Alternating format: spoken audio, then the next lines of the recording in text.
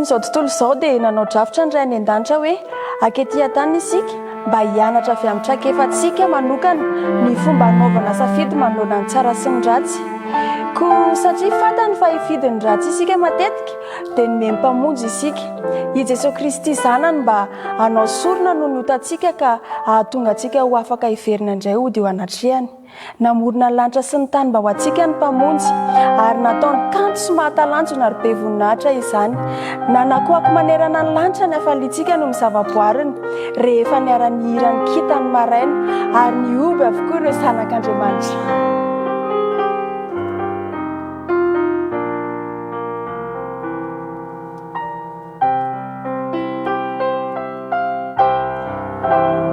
Pankalazantsika izao vanim-potoana fitsanganana maty sy ny fanavaozan'izao dia toa miara mifaly amintsika ny tamin'ny manontolo. Angamby izany karazana fankalazana maneran-tany izany na tonga mpanao salamo miteny hoe midera any Jehovah ary masoandro mambolana, midera azy ry kintana mazava rehetra, mioby ho any Jehovah ry tany rehetra, velomy ny oby ka mihira.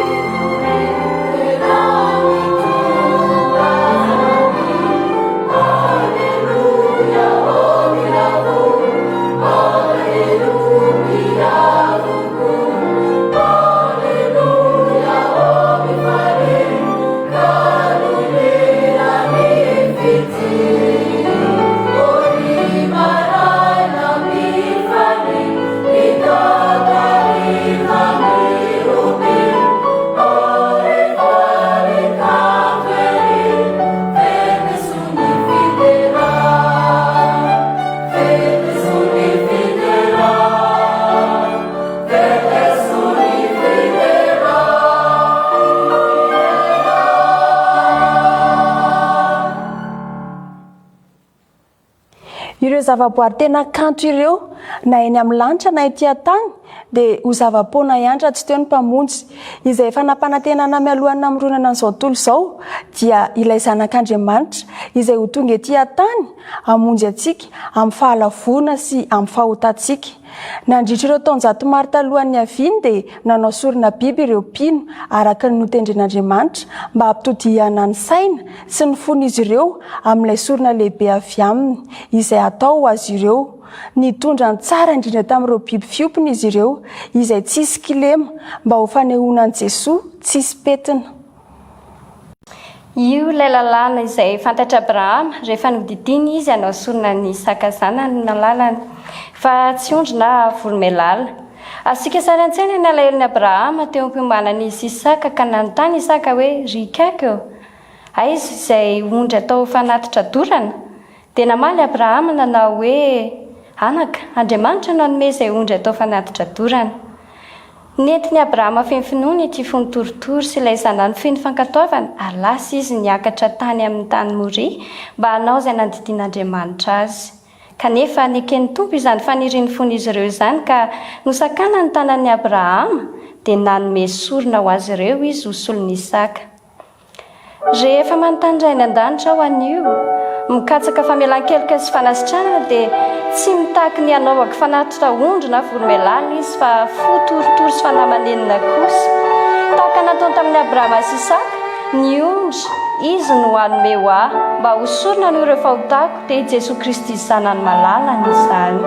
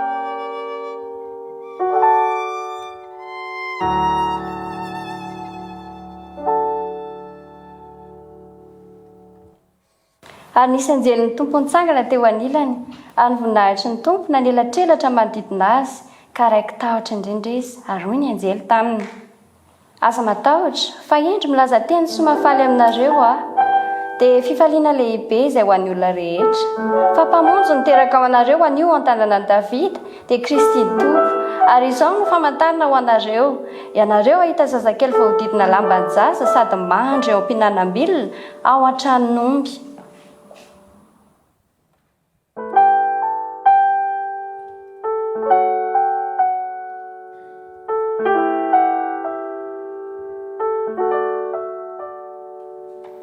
Reo anjely de niseho tam'ireo mpiandry ondry ka nitaona azy ireo ao an-tranon'omby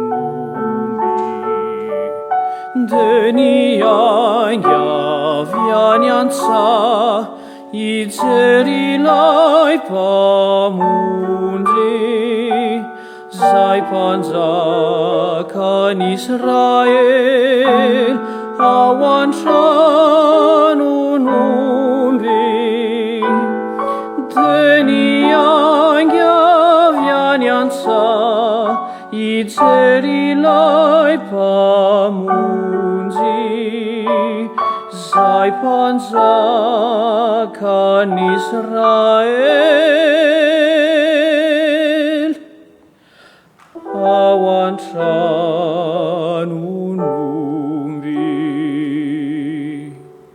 Teteo koa ireo maro tongizalay Mesy ilay kintana mazava no ny tsilomedy ny ray nomba azy ireo hitady ilay mpamonjy lay mazava izay niseho tao an-tranon'omby ny ray nomba azy ireo hitady ilay mpamonjy lay mazava izay niseho tao an-tranon'omby. Zao enoy ny feonanjeny Vaovao tsara izao ae Kristy Jesosy zazakely ao an-tranon'omby tsisy mipety ny madio masinaoky izany zanakely raha izy any any ambony any ianao famarinana ianao ilay mpamonjy lalana ry fiainana ao an-tranon'omby ianao famarinana ianao ilay mpamonjy lalana ry fiainana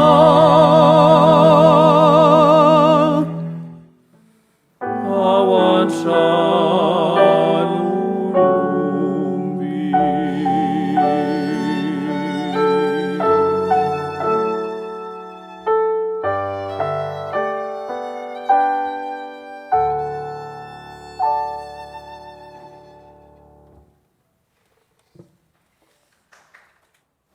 Ireo mpiandrondrona hita azy tao an-tranon'omby dia nahafantatra azy. Ireo magina naraka kintana nakeo amin'ilay zazamasina dia nahafantatra azy. Ary raha izao no nahita azy, raha mba nahita maso ny heriny aho sy nandreny feony, ho nahafantatra azy aho ve? Ho nanaiky azy ilay Mesia nampanantenaina aho ve? Ho nahatoky sy nity azy aho ve?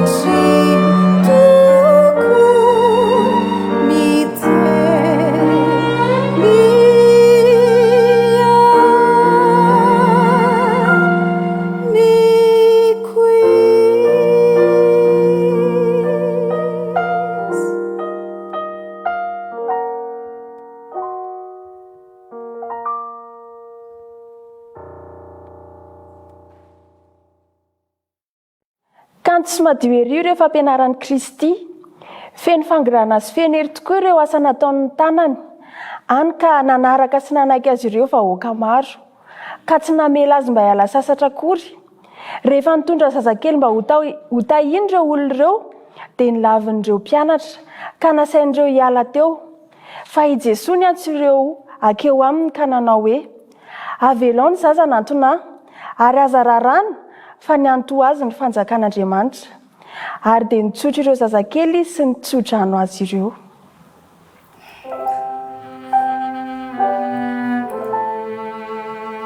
Izy no ana zanako vavy, tena fitahiana ho azy ny fianakaviako izy. Izy kosa no Gloria sy Mikaela, mieritreritra ireo ray aman-dreny izay nitondra ny zanany teo amin'ny mpamonjy nanontany tena angamba izy ireo hoe mety no raisin'ilay mpamonjy sy ilay mpampianatra mahery ve ireo ankizy, mety no tsotrony ve izy ireo ary notsofin'ny rano. Raha izany teo anivon'ireo olo ireo dia mba nentiko teny amin'ny Jesosy koa iana, mino aho fa tsy ho anandahanay izy. Mahafinaritra be ny mahafantatra fa tian'ny Mikaela sy Gloria ary ana amin'ny mpamonjy. Amin'izao fotoana izao dia tahaka ny tiavan'ireo ankizy izay tamin'izany fotoana izany.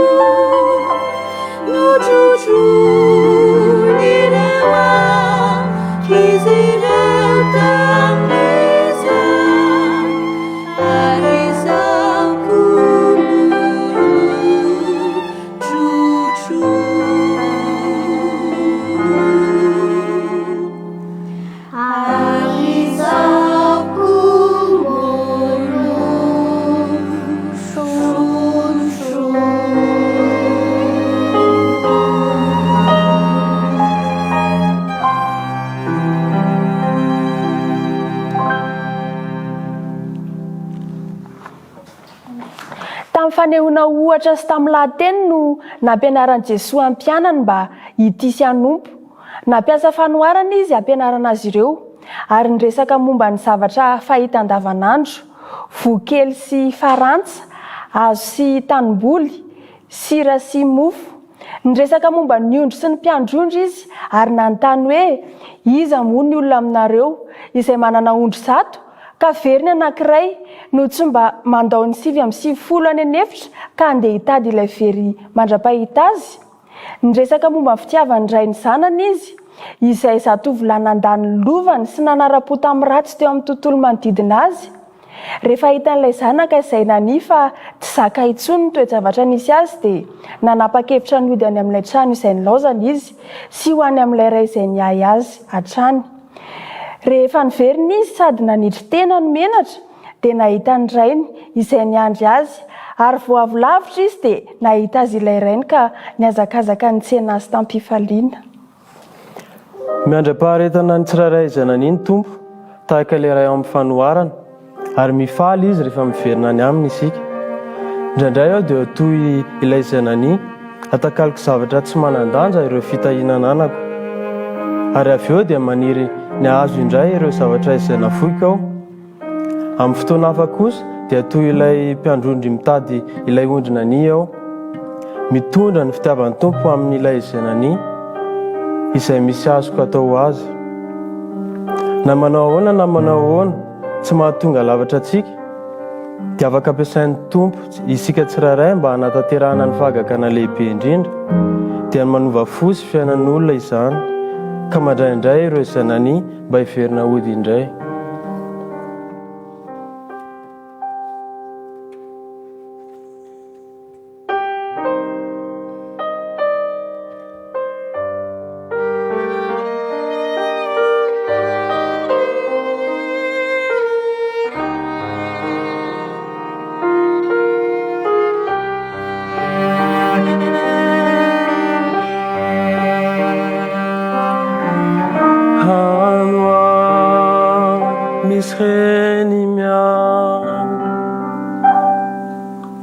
Anoan misray mianga, anoan sakaziray no miandra fa hisy fagaga.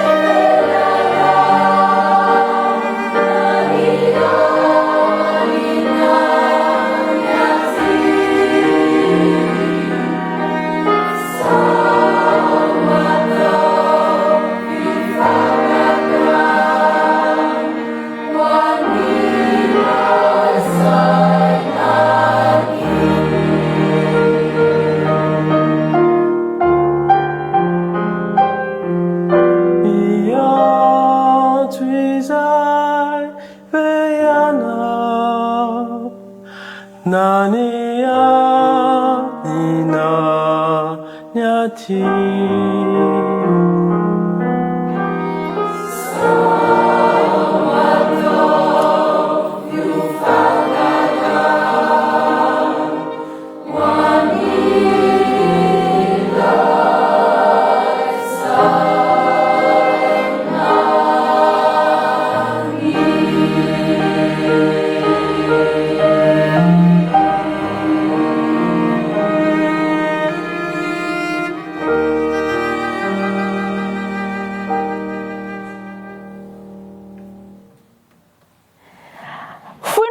raha-mpamonjy tamin'ny olombelona ary kely ny faritra nanaovan'ny asany kanefa tao anatin'izay fotoana fo izay dia nanova fo sy sain'olona izy tamin'ny toerana rehetra sy amin'ny taranaka rehetra.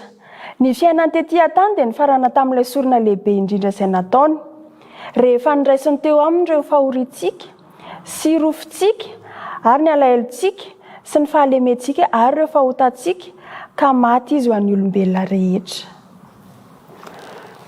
Vita ilay fandraisana sakafo farany natao niaraka tamin'ireo mpianana, vita ny fampianarana farany, vita ny fanehoam-pitiavana sy finamanana farany, ny iraina ny hira farany.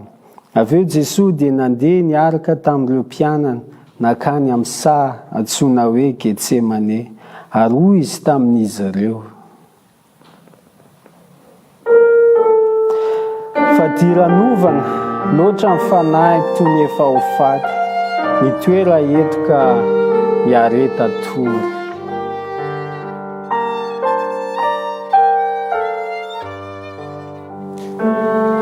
Tao amin'ilay saha tamin'ny aliny dia nandohaliky Jesosy dia nemtin'ireo rofitsika rehetra mitrosatsika nefa niany koa. Tao amin'ilay saha tamin'ny aliny nijaly izy no niotantsika nomeny ny anyantsitrapo mba ho antsika avijereo tia mitoera eo miratra nino amafy ireo tomanitsika nijaly izoany izao tontolo izao mba tsy tomanisika dizinonandray lay ranomaso zay aisoanao.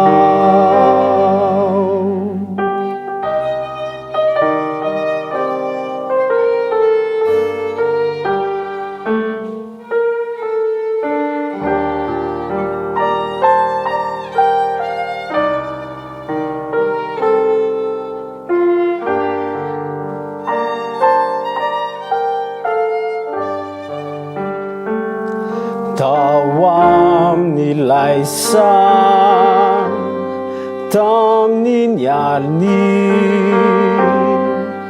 dia nivoadra lay tomposoa nisitrapo ny ray ny re no natao mba tonga tsika ho afaka voko. Tao amin'ilay saha tamin'ny aliny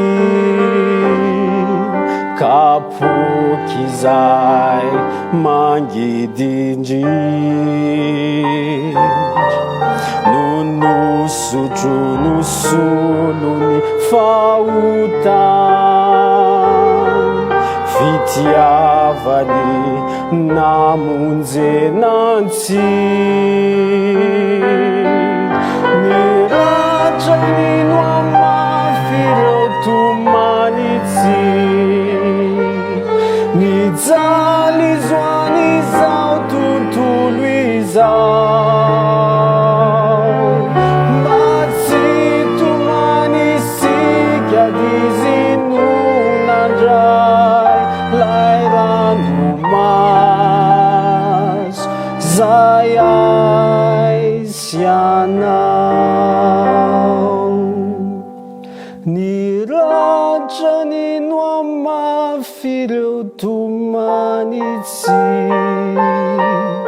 nijaly zoany izao tontolo izao mba tsy tomanisika dizinonandray lay ranomaso zay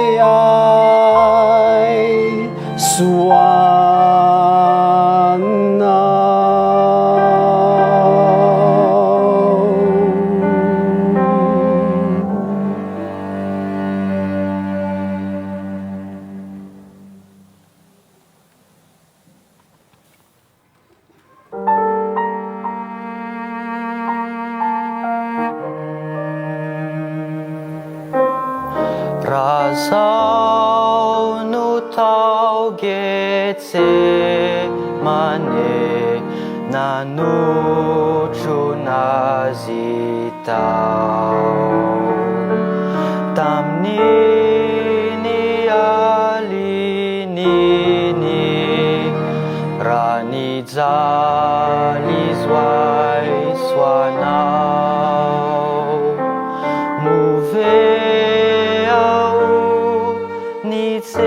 nitsetrazy amireo fahory oniofafo satria nahit ny azo fijaly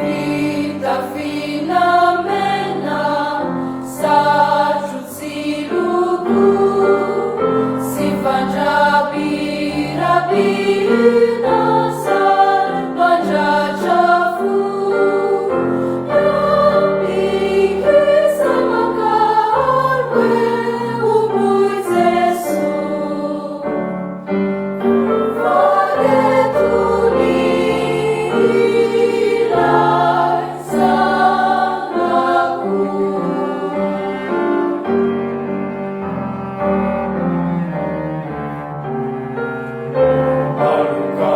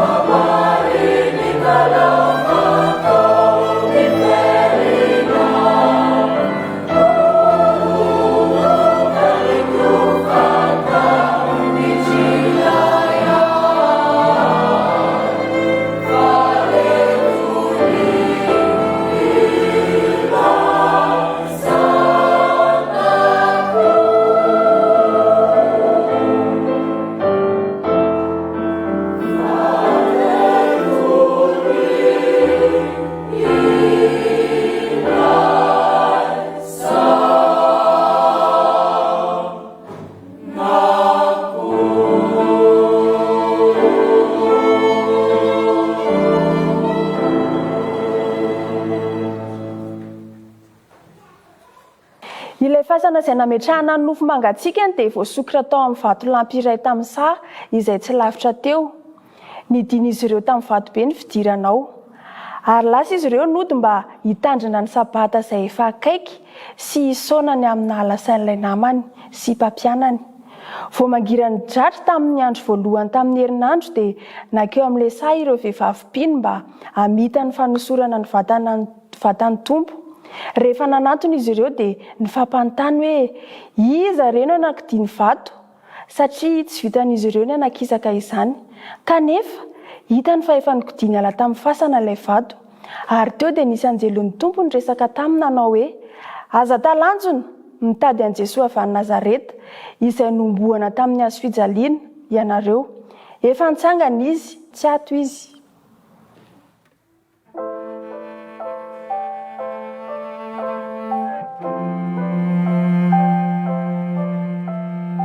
Ilay vato lehibe izay nikodiny ala tamin'ilay fasana dia lasa sady vavolomberina no marika fa nandresy ny fahafatesany i Jesosy ary nitondra ny fitsanganana amin'ny maty ho an'ny olona rehetra. Ireo vehivavy izay nandeha nivoaka tamin'ny alahelo dia niverina tamin'ny mpifaliana. Ary rehefa nilaza ilay vaovao tamin'ireo mpianatra izy ireo dia niseho taminy i Jesosy ka niankohoka teo atongony izy ireo mba hitsaoka ilay tompo velona.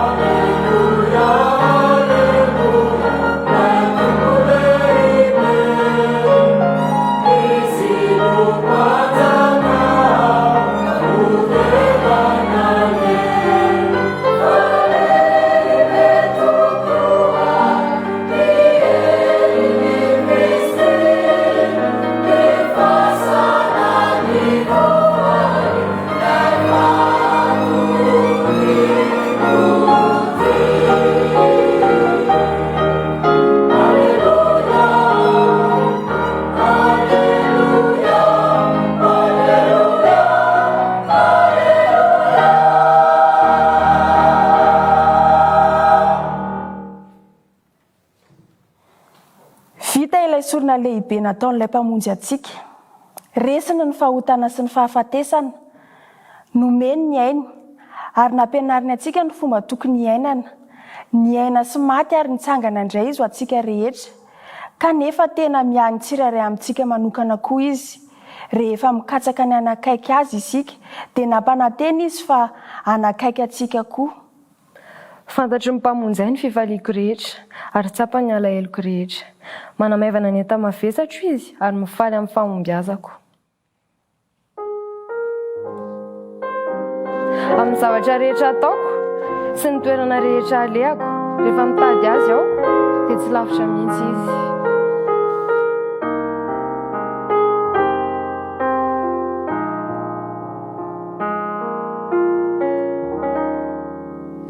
Eu Jesús, rehefa ilay vao misy fofona inyanao, momba tsikis leza misy anisy anao, dia eu toko, eu Jesús, tena kaikis amin'ny ora tsirairay, ka manampy atsika hody any amiray.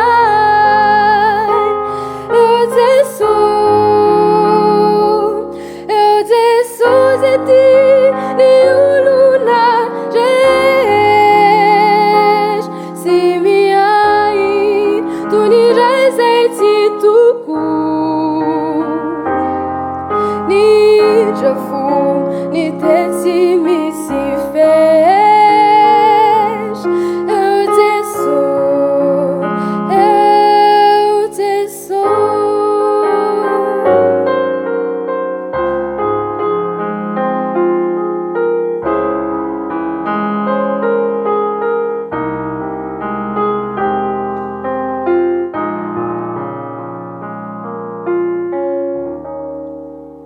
Eu Jesús,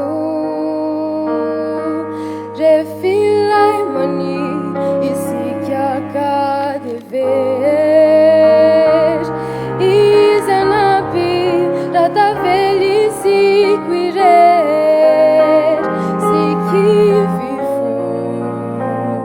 Eu Jesús, rehefa izy no itodiantsika izy amay, ary apitrary atonga atsika ifay. Eu Jesús ety ny olona rehetra, sy miay toy ny iray zay tsy toko, ny drafo ny tetsy